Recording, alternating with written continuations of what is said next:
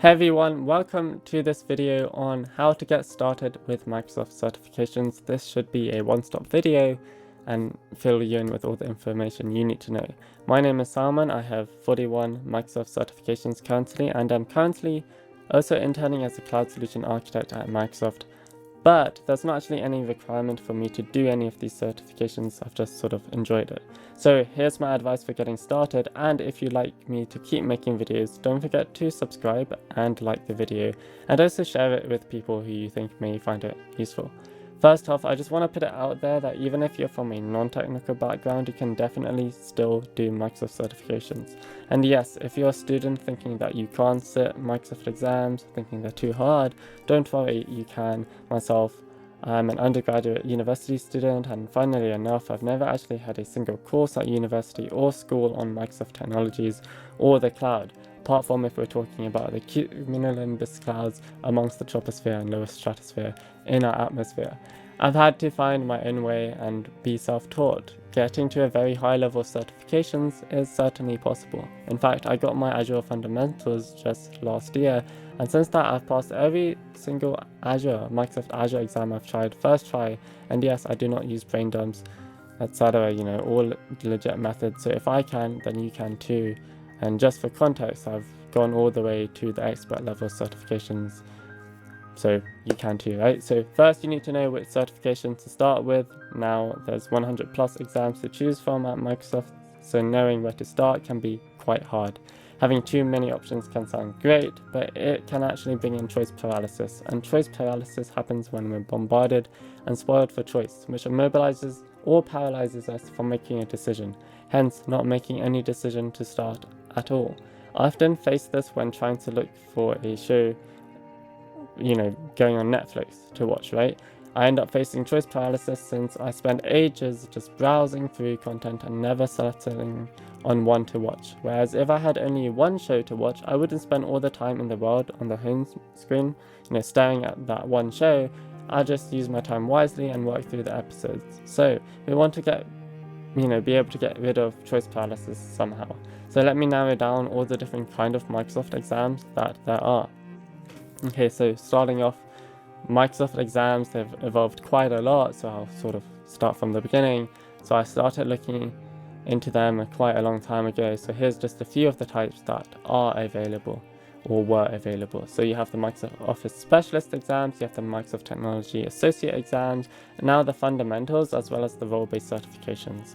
Basically, Microsoft has moved their focus away from technology-specific exams where they're like, hey, learn a specific language, for example, C#, a programming language, along with UWP to get certified as previously seen in the Microsoft Technology Associate, the Microsoft Certified Solutions Associate, and the Microsoft Certified Solutions Developer certifications that you could have done, some time ago. These are actually being retired now, and the focus has now moved towards upskilling you in order to have the skills necessary for a certain job role which you certify as, which proves your capability to perform as that said job role. For example, you would be certified as a Microsoft Azure administrator, an Azure data engineer, a Teams administrator, etc. So companies can therefore have confidence in your ability as you're certified now by Microsoft for those roles. Okay, so there's many different solution areas / verticals to choose from. You can go into, for example, Azure, Dynamics 365, Microsoft 365, Microsoft Teams, the Power Platform, etc. Right, so brilliant. So now you understand what's available from a very abstract point of view. Now it's time to take action and to choose a journey. So you have these new role-based certifications, and you have fundamentals. Which path do you want to go down? Which fundamental path do you want to choose? So here's some you can start with and the exams that you need to take to get them. Okay, so I get asked quite a lot, which one do I start with? Which one do I do? Should you start with the Microsoft Azure AI fundamentals, the Microsoft Azure data fundamentals, or do the standard Azure fundamentals? Should I do Dynamics 365 fundamentals, or Microsoft 365 fundamentals, or the Power Platform fundamentals? Out of all of the Azure ones, I would suggest starting with the Azure fundamentals, since then you'll have a lot of overlapping knowledge needed that is covered in the AI and data ones. Plus, you'll need to know how to use Azure if you've never touched it before. data and AI assume this prior knowledge, and whether you want to do Azure Dynamics, Microsoft 365, Power Platform, that's, whichever vertical, as they're known as, you choose, is completely up to you. You can always do multiple as well. So, you try something, and if you don't like it, you can always change your mind.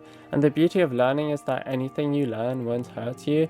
And with Microsoft Learn courses, they're all available for free, and plus very fun too. I did mention, right, that I enjoy learning, but no, I didn't. But there you go. You get the fun out of it. So okay, let's say you want to become Microsoft Azure Fundamental Certified. You would do the AZ or AZ900 to get the Azure Fundamental Certification. And to become Microsoft Power Platform Certified, you do the PL900 exam. So on and so forth. I hope this is all starting to make sense. I'm not gonna read out everything since you can see it. So by the way, the fundamental certifications are not required in order to sit any associate or expert level exams or certifications, but they're a great way to get started, and I at least highly recommend learning in preparation for one, even if you don't choose to certify there. Okay, so once you've done a fundamental certification, you want to step into the realm of Microsoft role-based certifications. So you start with an associate level certification. These are now stepping into more specialized topics, and they are a lot harder, right? So you'll actually find that for the fundamental certifications, knowing just the overview or frequently asked questions sections of the documentation are good enough to pass. But for associate, you'll need to know the ins and outs of services, when to use them, and the configuration settings for them, which only really comes with using the services. Associate certifications can sometimes be essential for the next kind, which are expert level certifications.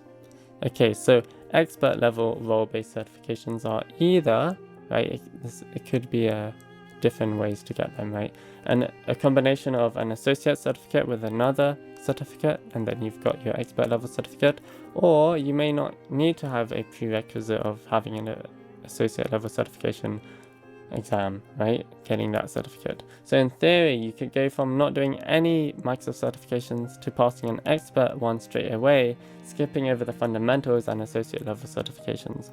I'll give examples based off the ones I've done. So for the DevOps Engineer Expert, you need one of 2 associates plus the AZ or AZ500, exam, right? And for the Azure Solutions Architect Expert, you need the AZ303 and the AZ304 exams to get certified, not any prior associate level ones. So it's pretty hard if you've never done fundamentals to go straight into them, but you can if you've say never done them before.